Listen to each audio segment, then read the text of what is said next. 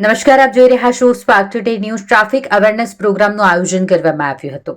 વડોદરા પ્રાદેશિક લોક વિજ્ઞાન કેન્દ્ર અને નહેરુ યુવા કેન્દ્ર સંગઠન દ્વારા ટ્રાફિક સપ્તાહ આયોજનની ઉજવણી કરવામાં આવી રહી છે. તેના ભાગરૂપે આ ખાસ કાર્યક્રમ ટ્રાફિક અવેરનેસનો યોજાયો.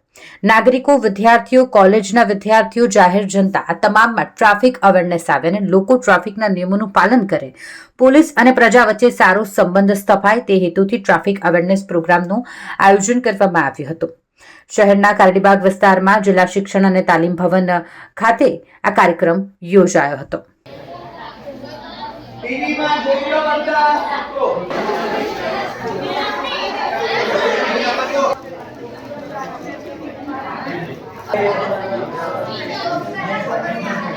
લખવાના છે.